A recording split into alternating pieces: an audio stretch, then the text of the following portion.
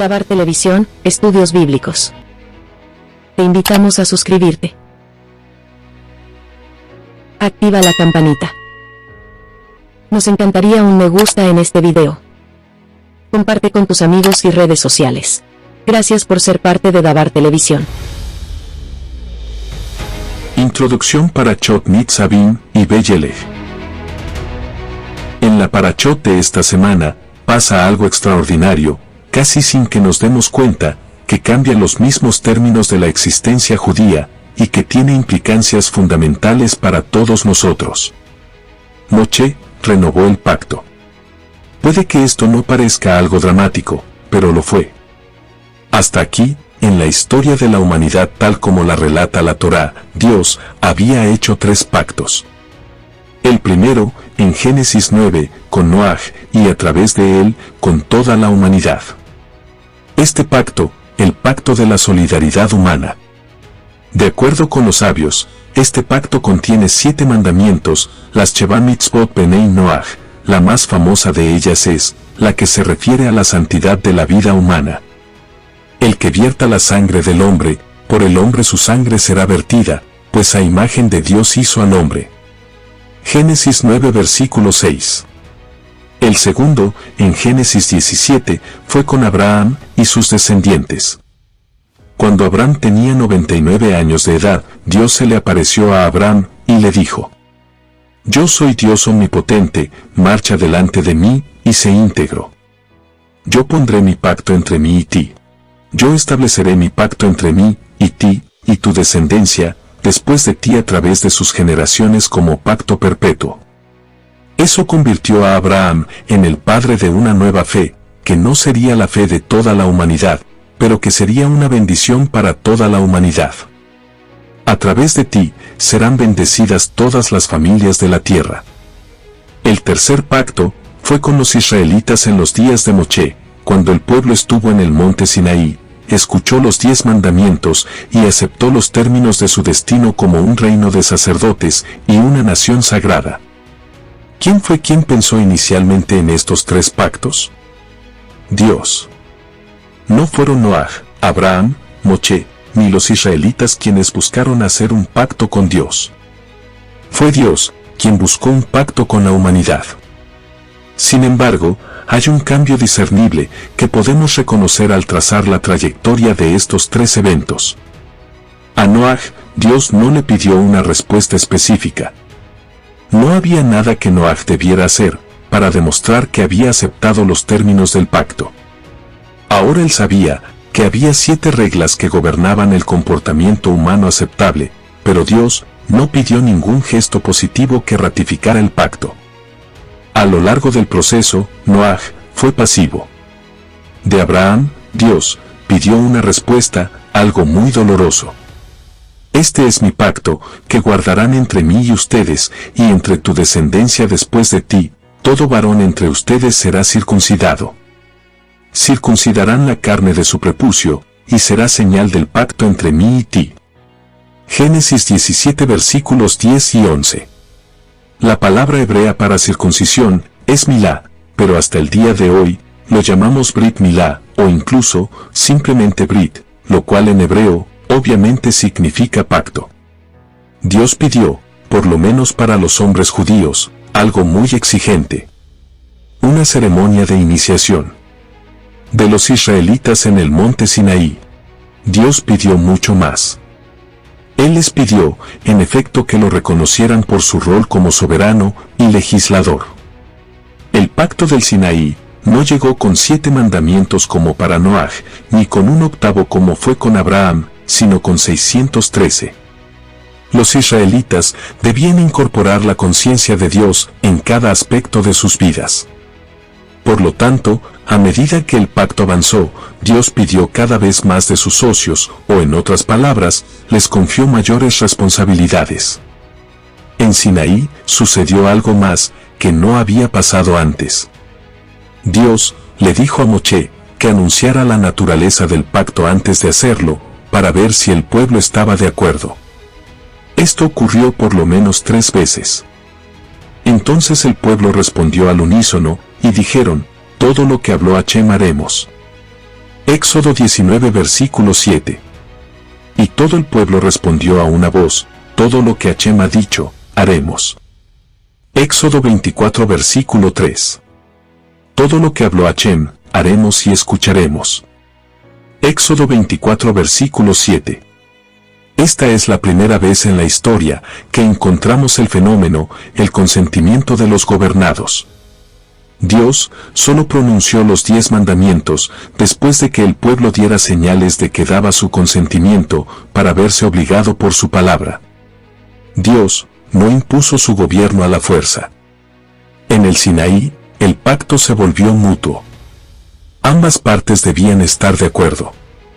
Por lo tanto, el rol humano en el pacto fue creciendo con el tiempo. Pero Nitzavim, firmes, lleva esto un paso más adelante. Moshe, aparentemente por su propia iniciativa, renueva el pacto. Todos ustedes están firmemente parados este día delante de Hachem, su Dios, los jefes de sus tribus, sus ancianos, sus oficiales, todos los hombres de Israel, sus niños, sus mujeres, y el prosélito que está en medio de tu campamento, desde el cortador de tu leña, hasta el que extrae tu agua, para que pases por el pacto de Hachem, tu Dios, y su juramento, que Hachem, tu Dios, concerta contigo en este día, a fin de establecerte hoy como su pueblo, y que Él sea Dios para ti, tal como Él te habló. Y como Él juró a tus ancestros Abraham, Isaac y Jacob. Deuteronomio 29 versículos 9 al 12. Esta fue la primera vez que el pacto fue renovado, pero no la última. Esto volvió a ocurrir al final de la vida de Yoshua, Josué 24. Y luego en los días de Joiada, Segunda de Reyes 11 versículo 17. Ezequías, Segunda de Crónicas 29. Y Josías, Primera de Reyes 23 versículos 1 al 3, Segunda de Crónicas 34 versículos 29 al 33. Después del exilio en Babilonia, Esdras y Nehemías convocaron una reunión nacional para renovar el pacto, Nehemías 8. Pero por primera vez, esto tuvo lugar en nuestra parachá. Esto se debió a que Moshe sabía que debía ocurrir. Los términos de la historia judía estaban por cambiar de la iniciativa divina a la iniciativa humana. Para eso Moshe preparó a los israelitas en su último mes de vida. Es como si les hubiera dicho: hasta ahora Dios los guió con un pilar de nube y de fuego y ustedes lo siguieron. Ahora Dios les entrega las riendas de la historia. A partir de ahora, ustedes deben guiar. Si sus corazones están con Él, Él estará con ustedes. Pero ya no son niños, sino adultos. Un adulto sigue teniendo padres, al igual que un niño, pero su relación con ellos es diferente. Un adulto tiene la carga de la responsabilidad. Un adulto no espera que otro dé el primer paso. Este es el significado épico de Nitzavim, firmes, la parachá que se encuentra casi al final de la Torá, y que leemos al final del año. Se trata de prepararse para un nuevo comienzo, en el cual actuamos para Dios, en vez de esperar que Dios actúe para nosotros. Si traducimos esto a términos humanos, podemos ver cómo puede cambiar nuestra vida.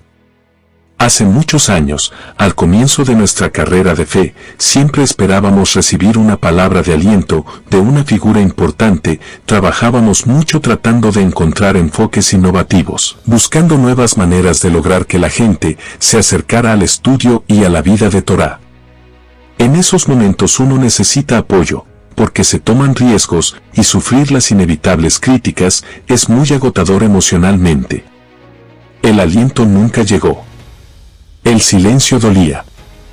Era algo que carcomía el corazón, como si fuera ácido. Entonces, en un momento pensamos: ¿qué ocurre si todo el escenario es a la inversa? ¿Qué pasa si en vez de esperar que X persona me aliente, yo lo aliento a él? ¿Qué pasa si hago por él lo que espero que haga por mí? Ese es un momento clave y me dio una fuerza que no tenía antes. Comenzamos a formularlo como una ética. No esperes ser elogiado, elogia a los demás.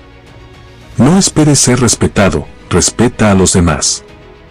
No te pares a un costado, criticando a los demás. Haz algo tú mismo, para mejorar las cosas. No esperes que el mundo cambie, comienza tú mismo el proceso, y luego, atrae a otros a la causa. Hay una declaración atribuida a Gandhi, en verdad él nunca lo dijo, pero en un universo paralelo podría haberlo hecho. Sé el cambio que buscas en el mundo. Toma la iniciativa. Eso fue lo que hizo Moche en su último mes de vida, en esa larga serie de discursos que conforman el libro de Devarim, culminando con la gran ceremonia de renovación del pacto en esta parashá. Devarim marca el fin de la infancia del pueblo judío. A partir de ahora, el judaísmo se convierte en la convocatoria de Dios, por la responsabilidad humana. Para nosotros, la fe no es esperar de Dios. Fe es comprender que Dios nos está esperando. Aquí hay una idea increíble. Cuando te sientas angustiado, porque alguien no hizo por ti lo que pensabas que debía hacer, invierte el pensamiento y hazlo tú por esa persona. No esperes que el mundo mejore. Toma la iniciativa, el mundo te está esperando. Hasta este momento, Moche entregó a los israelitas 612 mandamientos. Pero todavía debía transmitir una instrucción más, la última de su vida, la mitzvah final de la Torá. Ahora pues, escriban para ustedes este canto, y enséñalo a los hijos de Israel, ponlo en sus bocas, para que este canto sea testimonio para mí, frente a los hijos de Israel. Deuteronomio 31 versículo 19. La tradición oral entendió, que esto es un mandamiento, respecto a que cada israelita debe tener parte en la escritura de un Sefer Torah. Así estableció la ley. Cada varón israelita debe escribir para sí mismo un rollo de la Torá, como está escrito. Ahora pues, escriban para ustedes este canto, lo que significa. Escriban para ustedes una copia completa de la Torá que contiene este canto, porque no escribimos pasajes aislados de la Torá, sino solo un rollo completo.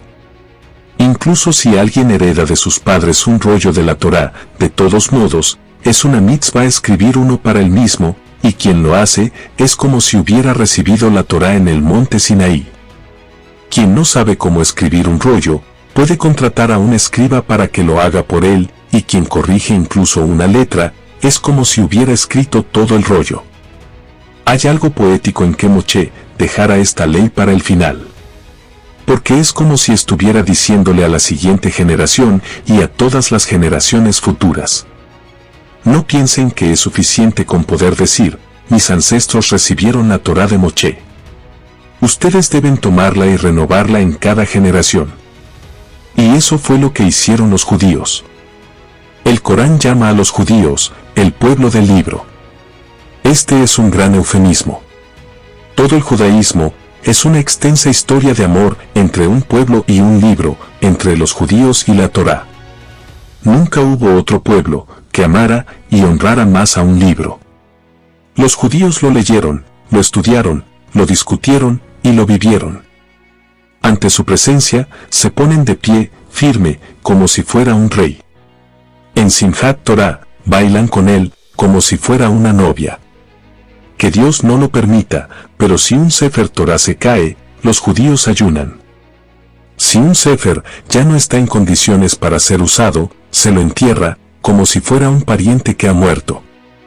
Durante 1000 años escribieron comentarios, en lo que conforma el resto del Tanaj, hubo 1000 años entre Moche y Malaquías, el último de los profetas. En el último capítulo de los libros proféticos, Malaquías dice: recuerden la Torá de mi siervo Moche, los decretos, y las leyes que le di en Joreb, para todo Israel. Luego, durante otros 1000 años, desde el último de los profetas hasta el cierre del Talmud de Babilonia, escribieron comentarios a los comentarios en la forma de documentos de la ley oral. Midrash, Misná y Gemara. Entonces, durante otros 1000 años, desde los Geonim hasta los Rishonim y los Aharonim, escribieron comentarios a los comentarios en forma de exégesis bíblicas, códigos de leyes y obras de filosofía.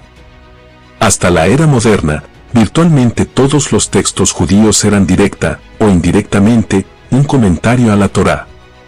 Durante cientos de generaciones fue más que un libro. Era una carta de amor de Dios para el pueblo judío, el regalo de su palabra, la promesa de su compromiso, el contrato de matrimonio entre el cielo y el pueblo judío, el vínculo que Dios nunca quebraría ni rescindiría.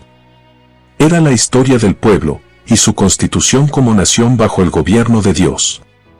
Cuando fueron exiliados de su tierra, se convirtió en la evidencia documental de la promesa del pasado y la esperanza del futuro.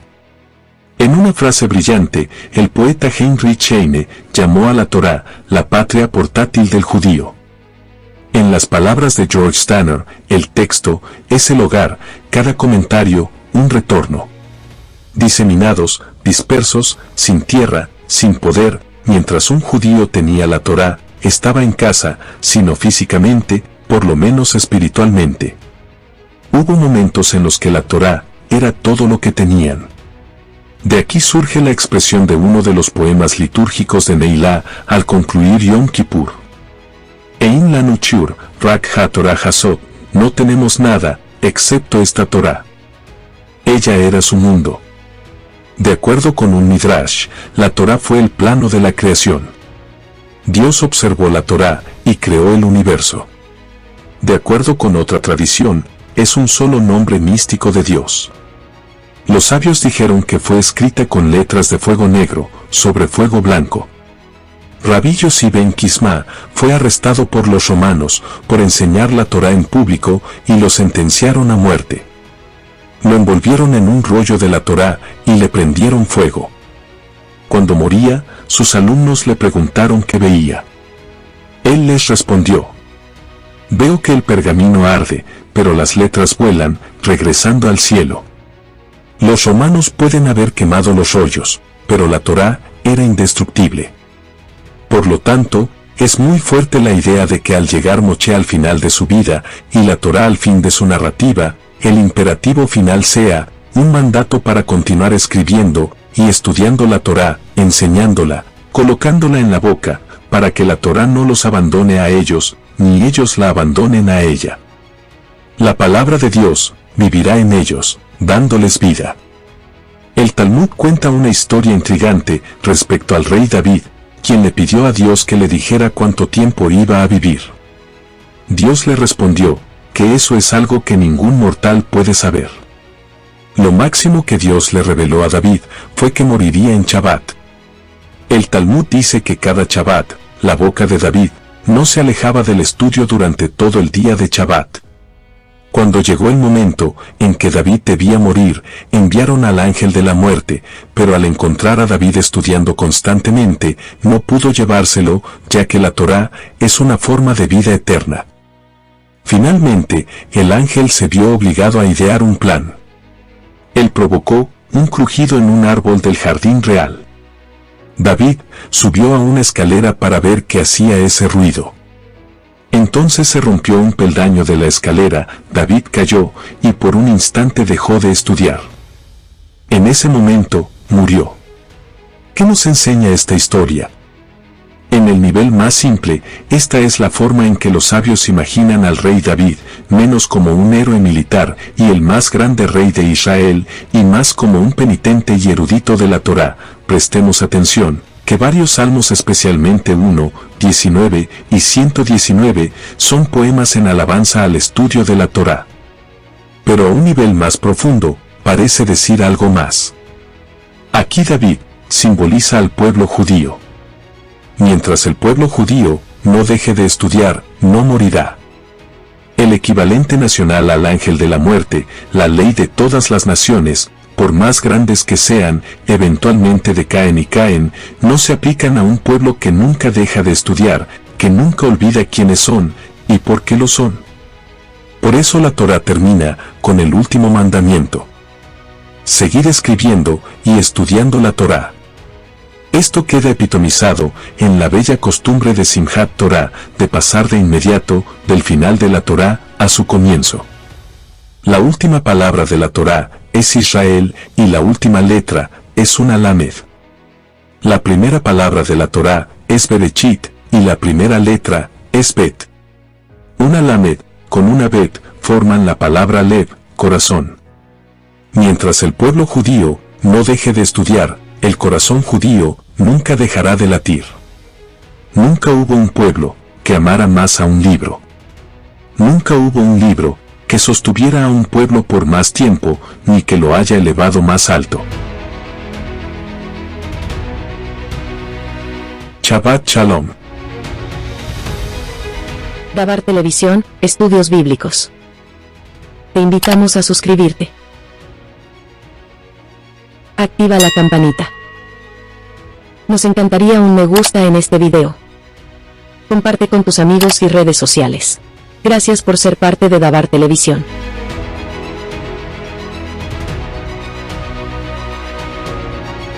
Resumen para Chot Nitzavim y Beyelech. Y ahora escriban para ustedes este canto, y enséñenlo a los hijos de Israel. Nuestros sabios nos enseñan que la canción a la que se refiere este versículo es toda la Torá, y que todo judío fue comandado a escribir su propio Sefer Torá. La Gemara en Sanedrín nos enseña que incluso si una persona hereda el Sefer Torá de sus antepasados, sigue teniendo que escribir uno propio. Los comentaristas ofrecen muchas explicaciones para esa ley. Esta mitzvah nos enseña que no alcanza con observar la Torá, solo porque nuestros padres nos acostumbraron a hacerlo, sino que debemos crear nuestra propia relación personal con Dios, en base a un reconocimiento y a una apreciación genuina de la Torá. Escribir un Sefer Torá propio, sin apoyarse en el de sus padres, indica que la persona debe esforzarse para desarrollar su propio camino en el servicio divino, en lugar de seguir ciegamente el de sus progenitores. La Gemara en Menajot dice que quien escribe su propio Sefer Torá es considerado como si hubiera aceptado la Torá en el monte Sinaí. Hay 3 niveles de personas que respetan la Torá. Existen quienes lo hacen por amor, quienes lo hacen por temor, y quienes solo lo hacen porque están acostumbrados a hacerlo, y el hábito se ha convertido en parte de su naturaleza. Dado que una persona que está en la tercera categoría no respetaría la Torá si no fuera por el hábito, entonces es lógico decir que si hubiese estado en el monte Sinaí, no hubiese querido aceptar la Torá. En contraste, si una persona decide escribir su propio Sefer Torá sin apoyarse en el de sus padres, con esto está demostrando que está dispuesta a aceptar la Torá por decisión propia, y no porque fue criada para hacerlo. Si esta persona hubiera estado en el monte Sinaí, hubiera aceptado la Torá, sin necesitar que nadie la forzara a hacerlo, por lo que nuestros sabios dicen que quien escribe su propio Sefer Torá es como si él mismo hubiera recibido la Torá. Las lecciones de esta mitzvah son muy relevantes en esta época del año. Un elemento esencial de la Teshuvá, arrepentimiento genuino, es el deseo de desarrollar una relación con Dios y eliminar los pecados que dañan esa conexión.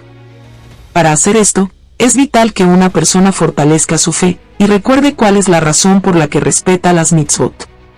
Puede que durante todo el año la persona intente observar la Torá, pero de todas formas hay un peligro constante de que caiga en la trampa del hábito y pierda de vista por qué lo está haciendo. Hay otra lección clave que podemos aprender. No es suficiente que un niño imite el servicio divino de sus padres, sino que debe crear su propia y especial relación con Dios, desarrollando al máximo sus propios rasgos y talentos.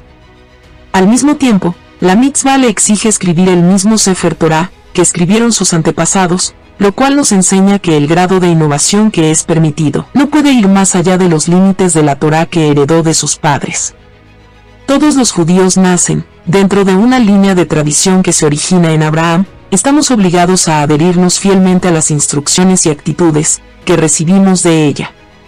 Una persona no puede decidir su propio sistema de valores o estilo de vida, sino que hay una tradición que le muestra cómo tiene que vivir.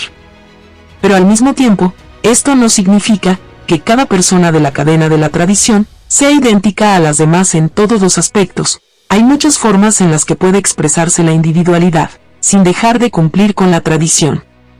Esta idea también es muy relevante en los días de las altas fiestas, en los cuales no solo somos juzgados por nuestra observancia de mitzvot, sino también respecto al cumplimiento de nuestra misión en la vida. Esta idea aparece expresada en las plegarias de esos días, en las que decimos que somos juzgados Maaseh y su pekudato, las acciones del hombre y su propósito. Maaseis se refiere a la observancia de las mitzvot. ¿Qué significa upekudato? Se refiere al tafkid, propósito de la persona. Somos juzgados, respecto a cuánto aprovechamos nuestros talentos, no alcanza con imitar el estilo de vida de nuestros antepasados, sino que debemos esforzarnos, para encontrar nuestro propio nicho en el servicio divino. Los 10 días de arrepentimiento son una excelente época para pensar en el propósito y dirección de nuestra vida.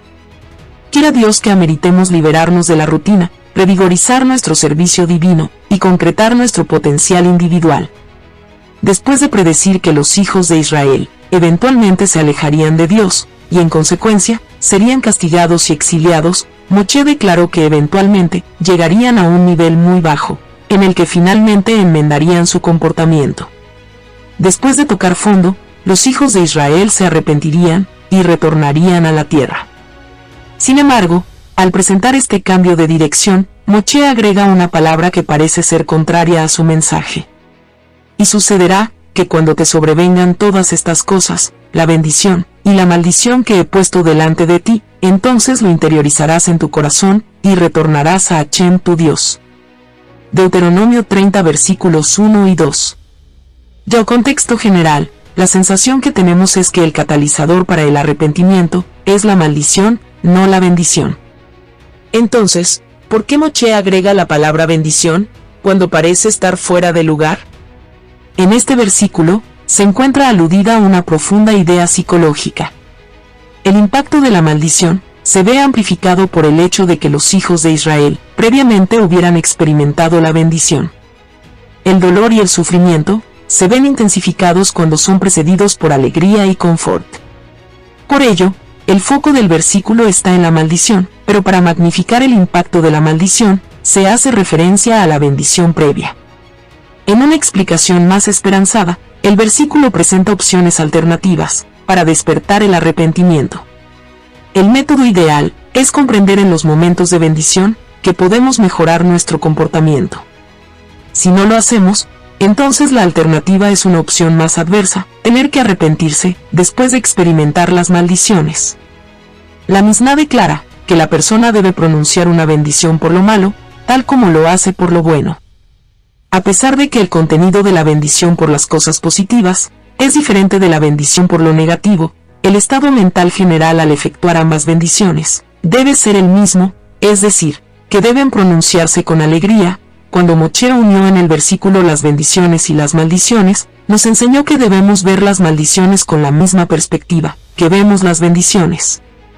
La maldición es un regalo, al igual que la bendición, ya que su función es llevar a que los hijos de Israel se arrepientan y puedan crear una óptima vida espiritual en la tierra de Israel.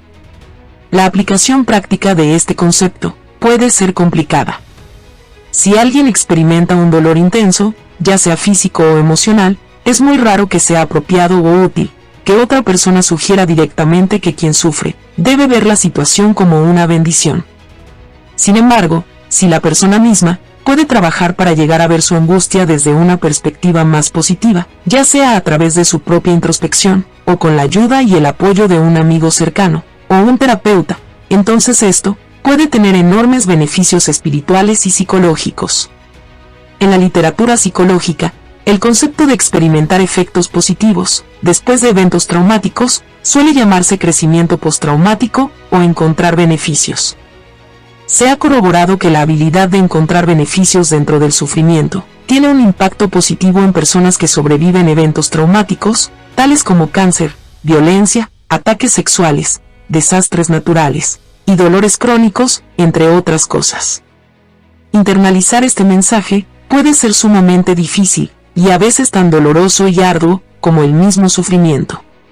Sin embargo, hay importantes beneficios espirituales y psicológicos que podemos obtener si vemos la bendición dentro de una maldición. Idealmente, esperamos no tener que confrontar tales desafíos. Shabbat Shalom. Dabar Televisión, Estudios Bíblicos. Te invitamos a suscribirte. Activa la campanita. Nos encantaría un me gusta en este video. Comparte con tus amigos y redes sociales. Gracias por ser parte de Dabar Televisión.